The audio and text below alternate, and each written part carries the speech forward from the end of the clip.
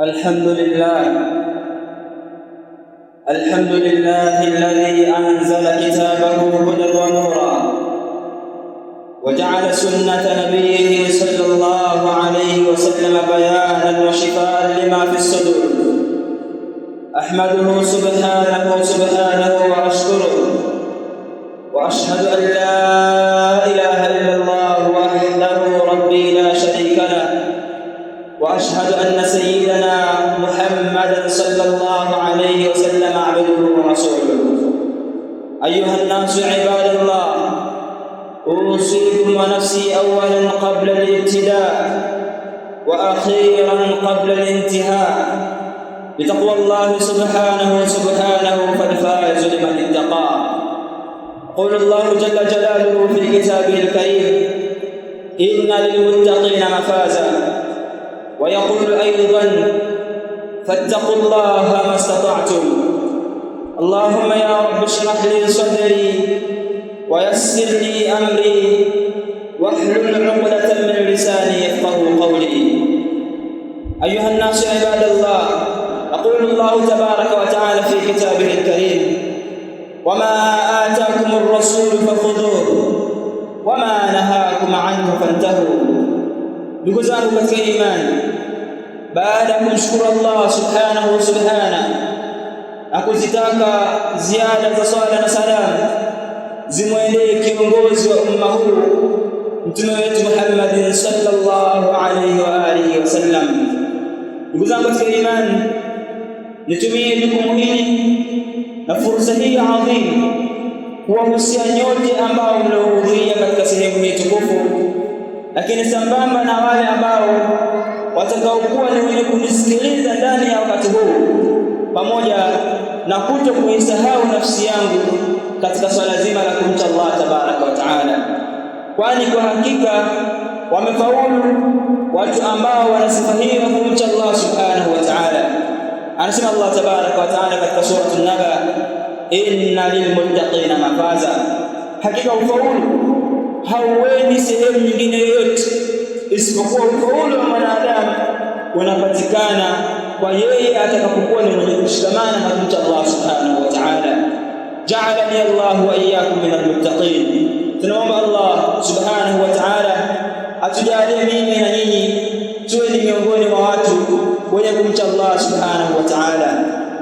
Ikhwata al-iman wal aqida, ndugu zangu katika imani, leo hii kwa uwezo wa Allah subhanahu wa ta'ala, mada yetu ya leo unwani yake itakuwa ni yenye kusema fadla za kushikamana na kitabu cha Allah subhanahu wa ta'ala pamoja na sunna za bwana mtume Muhammad sallallahu alayhi wa alihi wasallam. Ndugu zangu katika imani, kwanza kabisa tukae tukifahamu ya kwamba maudhui hii na mada hii ni mada ambayo ni nyeti sana na ni mada ambayo ni ya umuhimu kweli kweli. Sasa ni juu yenu ndugu zangu katika imani kutega masikio yenu, kuweka akili zenu vizuri hivi sasa na kuyasikiliza yale yote ambayo yamebebwa katika mada hii. Ndugu zangu katika imani, sote tunafahamu ya kwamba hivi sasa jamii ipo katika hali gani. Jamii hivi sasa ndugu zangu katika imani ipo katika hali ya matatizo mbalimbali. Jamii imekumbwa na matatizo mbalimbali katika ulimwengu mzima. Ndio leo hii tunasikia kuna vita visivyoisha, kuna vita ambavyo havina hukumu wake, lakini pia vile vile tunasikia kwamba kuna hali fulani ambayo iliyoingia katika nchi yetu ya kwamba mtu akikushika sehemu fulani katika mwili, kuna kiungo miongoni mwa viungo vyako wewe mwanadamu vinakuwa ni vimekuzoeka. Haya yote ni katika majanga na ni katika matatizo ambayo yametukumba sisi Waislamu leo hii, yameukumba ulimwengu leo hii. Kama sababu dhalika kulli, sababu ya haya yote ndugu zangu katika imani ni nini? Ndugu zangu katika imani, tufahamu sababu kwanza, kwa sababu unapoifahamu sababu ya kitu fulani, basi hautakuwa ni mtu wa kuona ajabu endapo kitu kile utakuja kukiona sehemu fulani, kwa sababu tayari umeshafahamu sababu yake. Taban, ndugu zangu katika imani, Allah subhanahu wa ta'ala anatuelekeza na kutuambia muhimili mkuu ambao muhimili huu ikiwa kama Muislamu ataushikilia vizuri sawa sawa na ataufanya uwe katika mfumo wa maisha yake, basi hawezi akaja akapotea kamwe hata siku moja. Allah subhanahu wa ta'ala anatuambia katika sura al-Hashr, wama ataakumur rasul fakhudhuhu wama nahakum anhu fantahu, na yale yote ambayo amekuijieni nayo Mtume sallallahu alayhi wa alihi wasallam, fakhudhuhu, basi yachukueni mambo hayo, wama nahakum anhu fantahu, na yale yote ambayo mtume wenu Muhammad sallallahu alayhi wasallam amekukatazeni msiyafanye, basi jiepusheni naye mambo hayo, msije mkaingia mambo hayo kwa kuyafanya kwa namna yoyote ile miongoni mwa namna za kuyafanya mambo hayo. Ndugu zangu katika imani, aya hii inakuja kutupa mwongozo kamili. Sote tunafahamu kwamba tumeumbwa na Allah tabaraka wa taala, na Allah subhanahu wa taala amri na mambo ambayo yanayotoka kwake yeye kutupa maelekezo sisi, basi inatakikana muumini muislamu kwa namna yoyote ile atakapokuwa na itikadi yoyote umwamini Allah subhanahu wa ta'ala. Allah ndiye ambaye aliumba ulimwengu, Allah ndiye ambaye aliumba wewe, Allah ndiye ambaye aliyeumba kila kitu kilichopo katika ulimwengu huu hapa duniani. Lidhalika huwa Allah alladhi yaqul, yeye ndiye Allah ambaye anayezungumza maneno haya, anasema yale yote ambayo tunayapatiwa au tunaojiliwa tulioletewa na Mtume sallallahu alaihi wasallam tuyachukue na tuyashikilie, na yale yote ambayo tumekatazwa na Mtume sallallahu alaihi wasallam tusiyafanye, basi tukatazike nayo, tusije kuyafanya matendo hayo hata kwa bahati mbaya. Ndugu zangu katika imani, Allah subhanahu wa ta'ala ndiye ambaye anatufahamu zaidi sisi na yale aliyomo katika nyoyo zetu. Lidhalika huyo Allah ndiye ambaye aliyetuamrisha jambo hili. Lakini Allah subhanahu wa ta'ala akasema katika aya nyingine, laqad kana lakum fi rasulillahi uswatun hasana. Miongoni mwa mafhumu ya aya hii, Allah subhanahu wa ta'ala anasema kwa kule kupatikana Mtume Muhammad sallallahu alaihi wasallam, nyinyi waumini mmepata kiigizo kilichokuwa chema, kiigizo kilichokuwa bora. Maisha yenu nyinyi waumini yachukueni kutoka kwa Mtume sallallahu alaihi wasallam. Maisha yenu yatakuwa sawa sawa na maisha yenu yatakuwa mazuri na atakaa vizuri maisha yenu. Lakini kama maisha yenu nyinyi wanadamu mtakuwa mnachukua kwa wanadamu wenzenu, mkifahamu kwamba kuna majanga mazito na matatizo makubwa sana ambayo yatakayokuja kutokea baada ya kuwa mmeacha mwenendo wa Allah subhanahu wa ta'ala, mmeacha mwenendo wa mtume wetu Muhammadin sallallahu alaihi wa alihi wasallam. Ndio leo hii tunakuja kuona matatizo mbalimbali ambayo yanayotukuma katika jamii zetu tulizokuwa nazo hivi sasa, ni kutokana na kwamba sisi tumekuwa mbali na kumfuata Allah subhanahu wa ta'ala pamoja na mtume wake. Allah tabaraka wa ta'ala anatuambia, fa in tanaza'tum fi shay'in farudduhu ila Allah war rasul, ikiwa kama nyinyi mtakuwa ni wenye kuzozana katika jambo fulani, basi jambo hilo lirejesheni kwa Allah subhanahu wa ta'ala au kwa mtume wake. Anasema hivi kwa sababu inajulikana kwamba maneno ya Allah subhanahu wa ta'ala ni maneno ya aina moja, maneno ya Mtume sallallahu alaihi wasallam ni maneno ya aina moja, tena aliyokuwa katika mstari ulionyooka, hayajabadilika na wala hayatakuja kubadilika. Ndugu zangu katika imani, ikiwa kama wewe utakuwa ni mtu wa kufuata rai mbalimbali za watu, ukae ukifahamu ya kwamba watu wanaamka kwa siku tofauti tofauti na watu wana rai tofauti tofauti. Leo hii anaweza kukuijia na rai hii, kesho kukuijia na rai nyingine, kesho kutwa anakufuatia na rai nyingine tena tofauti na zile ambazo alizokupatia hapo kabla. Kwa hiyo ikiwa kama wewe maisha yako utayafanya kwa kufuata maneno ya watu, utayafanya kwa kufuata rai za watu, utayafanya kwa kufuata watu fulani kwa kuwa wanafanya kitu fulani na mimi ngoja nifanye kitu hicho nitakuja kufaulu mbele ya Allah, la. Kwa kufahamu kwamba upo katika hasara iliyokuwa kubwa, bali ili utoke katika hiyo ghafla na ili utoke katika hiyo hasara, ni juu yako wewe kuwa tayari kumfuata Allah subhanahu wa ta'ala na mtume wake Muhammad sallallahu alayhi wasallam. Ibadallah, ma khaba man ja'ala tariqatahu tariqata rasulillah sallallahu alayhi wasallam. hajapata kupata hasara hata siku moja, na wala kuanguka na wala kuporomoka. Mtu ambaye aliyejifanya au aliyejifanyia njia yake ni njia ya kumfuata Mtume Muhammad sallallahu alaihi wasallam, njia ya kumfuata Mtume Muhammad sallallahu alaihi wasallam. Hii ndiyo njia sahihi, ndiyo njia ambayo itakuongoza wewe na kukupa mwongozo uliokuwa sahihi katika maisha yako haya duniani.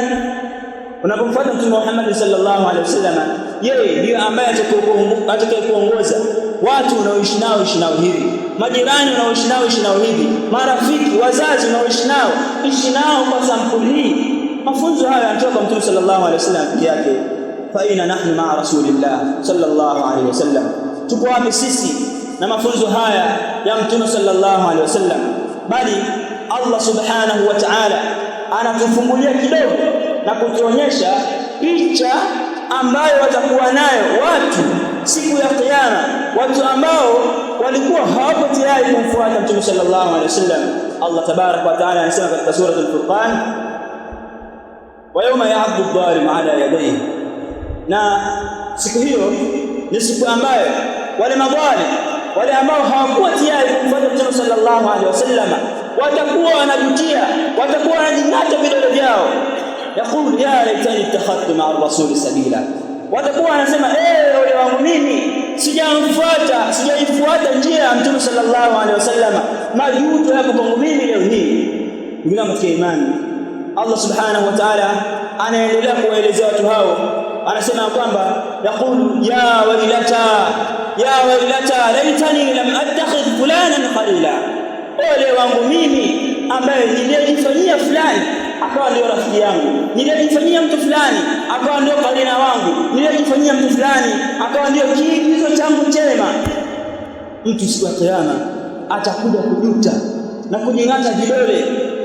Wakati huo majuto hayatamfaa, bali kitakachomfaa ni kile kitu ambacho alichokifanya akiwa duniani. Lidhalika ayuha al-ahibba, kwa hiyo ndugu zangu katika imani, tuhamishe mapenzi yetu kutoka katika sehemu iliyokuwepo hivi sasa, tuyahamishie kwa Mtume sallallahu alaihi wasallam, kwani tukiyahamishia mapenzi yetu huko kwa Mtume sallallahu alaihi wasallam, ndio tutapata muongozo uliokuwa mzuri katika maisha yetu ya hapa duniani na mbele ya Allah tabarak wa taala. Aqulu ma tasma'un wastaghfirullah.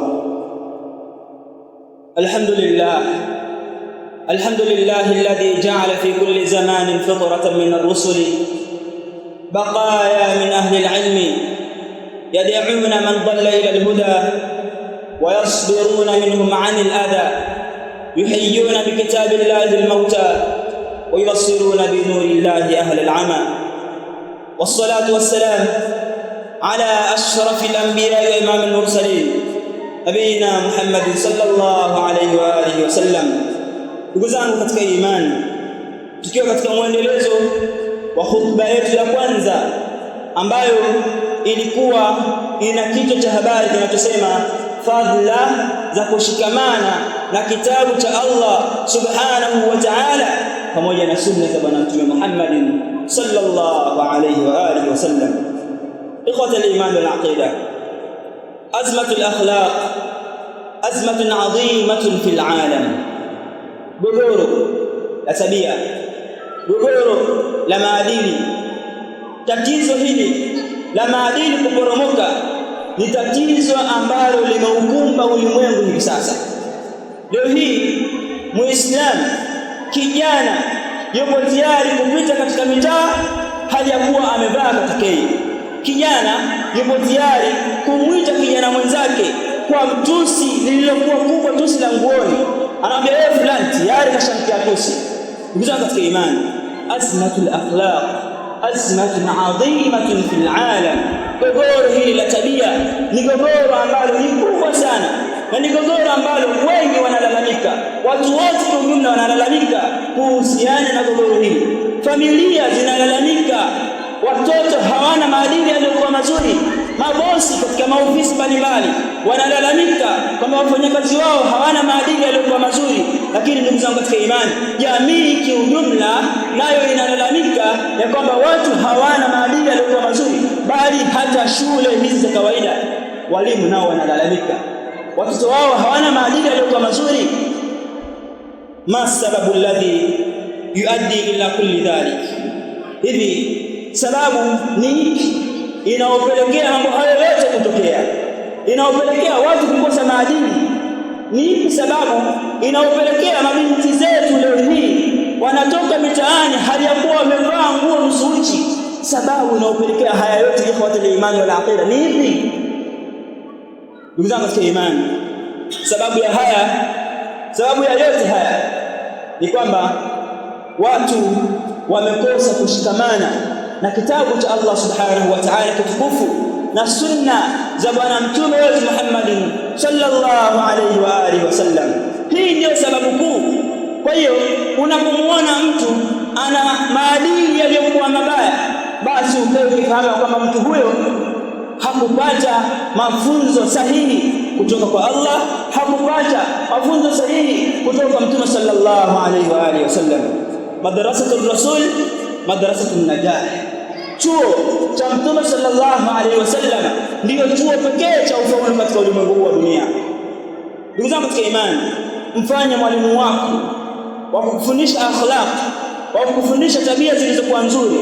Mfanye mwalimu wa watoto wako, mfanye mwalimu wa familia yako kwa ujumla, wa kuifundisha familia yako tabia zilizokuwa njema. Mfanye asiwe mwingine bali awe ni mtume Muhammadin sallallahu alaihi wasallam. Kwa mwalimu huyu watu watakaa katika mstari uliokuwa sahihi. Tuangalie miongoni mwa wanafunzi ambao waliotaharraj na kugraduate katika chuo cha Rasulullah sallallahu alaihi wasallam, waliomaliza chuo cha Mtume sallallahu alaihi wasallam, akiwemo sahaba mtukufu Umar ibn al-Khattab radiyallahu ta'ala anhu wa arda. Huyu ni miongoni mwa wanafunzi ambao wamemaliza katika chuo cha Mtume sallallahu alaihi wasallam. Akhlaq zake zilikuwa vipi katika zama za utawala wake, katika zama nyinginezo ambazo alikuwa nje ya utawala, akhlaq zake zilikuwa vipi? Tuangazie kisa kimoja na ambacho ni kifupi sana na chenye mazingatio kwetu sisi, kwa mwanafunzi huyu aliyemaliza katika chuo cha Mtume sallallahu alaihi wasallam. Siku moja Umar ibn al-Khattab radiyallahu ta'ala anhu arda alipumzika chini katika kivuli. Wakati ule amepumzika, walitokea watu huko walipotokea, wakija kumtafuta kiongozi wa Waislamu ambaye kipindi kile alikuwa ni Umar ibn al-Khattab. Lakini wakati huo wanakuja kumtafuta, fikra zao zote walikuwa wakifikiria na kudhania kwamba kiongozi huyu tunayemwendea sio kiongozi rahisi tu, sio kiongozi wa kawaida, bali ni kiongozi mkubwa kiasi ambacho kuja kukutana naye huyo kiongozi inahitajia process zilizokuwa nyingi na process kubwa sana. Kwa hiyo walipofika watu hawa kwa Umar ibn al-Khattab nyumbani kwake, wakamuulizia aina Umar, yuko wapi Umar ibn al-Khattab radiyallahu ta'ala anhu? Wakaonyeshwa Umar ibn al-Khattab yule pale amelala chini ya mti. Ndugu zangu katika imani, watu hawa walistaajabu sana, kwa sababu wakifikiria huko walipotoka wafalme walikuwa wakiheshimiwa, wafalme walikuwa wakilindwa na ulinzi mkali, wafalme walikuwa hawatoki ndani ovyo ovyo. Lakini wamefika pale kwa sahaba mtukufu, mwanafunzi wa Mtume sallallahu alaihi wasallam, wakamkuta amekaa chini ya mti, wakamkuta hana wasiwasi wa aina yoyote. Wakamfuata, wakaanza kumsifia kwa sifa ambazo ni maarufu sana kwa sisi. Famadha qalu lahu, walisema nini hawa watu kumwambia Umar ibn al-Khattab? Walimwambia, ya Umar ibn al-Khattab, hakamta adalta aminta fanimta rasikh albal, hakika wewe umetawala lakini ukafanya uadilifu katika utawala wako, lakini ukawa ni mwaminifu katika yale ambayo unakuwa unaaminiwa kwayo. Hivyo basi ikapelekea haya yote, uadilifu, uaminifu, kuhukumu vizuri, ikapelekea haya yote. Wewe leo hii unalala chini ya mti huu, wewe leo hii hauna wasiwasi na kitu chochote katika maisha yako. Ndugu zangu katika imani, fakaifa la waqad qala Allah tabaraka wa taala, ni vipi isiyekuwa hivyo kwa amiri almu'minin, hali ya kuwa Allah tayari ameshasema katika kitabu chake kitukufu, man a'rada an dhikri fa inna lahu ma'ishatan dhanka, yoyote ambaye atakayepuuza utajo wangu, basi mtu huyo atakuwa na maisha ya dhiki, maisha duni. Ndugu katika imani, Kwa kupitia kauli hii Allah subhanahu wa ta'ala tunakuja kuona kwamba matatizo mbalimbali yanayokumbwa au yanayoikumba familia zetu mbalimbali ni kutokana na kwamba sisi tumejisahau kumtaja Allah subhanahu wa ta'ala katika majumba yetu, katika imani na mambo mbalimbali ambayo yanapita katika akili yako, katika maisha yako, ukawa ukifahamu kwamba umejisahau kumtaja Allah subhanahu wa ta'ala, umejisahau kumkumbuka Allah subhanahu wa ta'ala. Fa ayuha an-nas ibadallah, amkeni ndugu zangu katika imani na muanze kufuata mwenendo aliokuja nao Mtume wetu Muhammad sallallahu alaihi wasallam, kwani huo ndio mwenendo pekee ambao ni sahihi na ni ambao inahitajika kila mmoja aufuate mwenendo huo ili apate ufaulu katika maisha hapa duniani na akhira mbele Allah tabaraka wa taala. Allahumma ij'alna min ahli al-Qur'an الذين هم أهلك وخاصتك. اللهم ارزقنا تلاوته آناء الليل وأطراف النهار على الوجه الذي يرضيك عنا، واجعلنا ممن يعمل به ولا يجعله خلف ظهره. اللهم وفقنا للتمسك بكتابك وسنة نبيك صلى الله عليه وسلم، واجعلنا من المهتدين غير الضالين ولا المضلين. اللهم ثبتنا على الحق حتى نلقاك. ربنا لا تزغ قلوبنا بعد إذ هديتنا وهب لنا من لدنك رحمة إنك أنت الوهاب. صلى الله وسلم وبارك وأنعم على خير خلقه محمد وعلى آله وصحبه أجمعين، وأقم الصلاة.